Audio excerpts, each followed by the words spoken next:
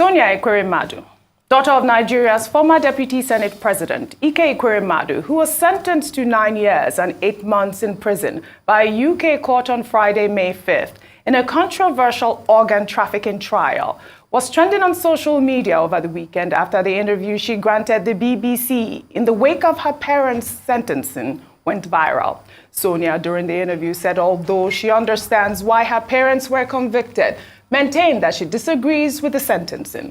The 25-year-old, who is suffering from a kidney disorder called nephrotic syndrome, took the opportunity to apologize to her parents for the way things played out, stating that she feels guilty because her parents were sentenced due to her ailment. She also told the BBC that her experience has allowed her understand how dynamic life is and has also given her a new vision to help people with kidney conditions. It was mostly my family that handled everything to do with my medical side. Were you aware that your parents were trying to bring someone from Nigeria to the UK? I mean, I was aware that someone did come forward. I had just come over to the UK, I believe, with my uncle.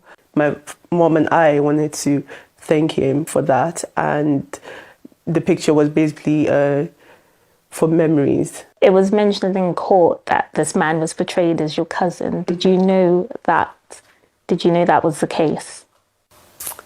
No, you shouldn't answer that. Yeah. I mean, I can't answer that. What's sort of been your lesson from all this? Life is just so dynamic. Like, one day you're in your house, chilling. The next day, your whole life is turned upside down. So that is my main focus, try and help specifically people with kidney conditions, just to show that they don't need to be scared. Obviously, there's the support of my siblings and obviously my parents' siblings as well. However, I don't think it would ever be the same. I feel guilty because I feel like all this has happened because of me. Well, Ayo, a lot of people are saying that, this interview was ill-timed. I believe it was actually released before her parents' sentencing. But I am of the opinion that it was good that she was able to share her pain. A lot of people would disagree.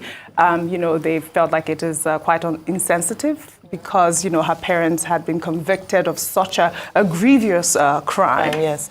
Okay, so I'll just say that it was actually quite good to hear from the perspective of the person in the eye of the storm, Yes. or the eye of the legal battle and all.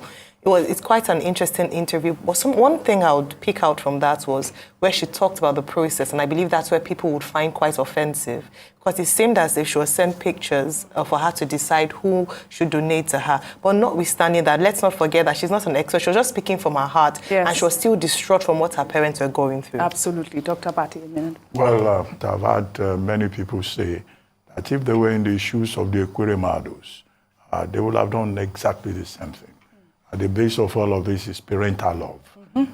Many parents would, go to the utmost post, to protect the interests of their children.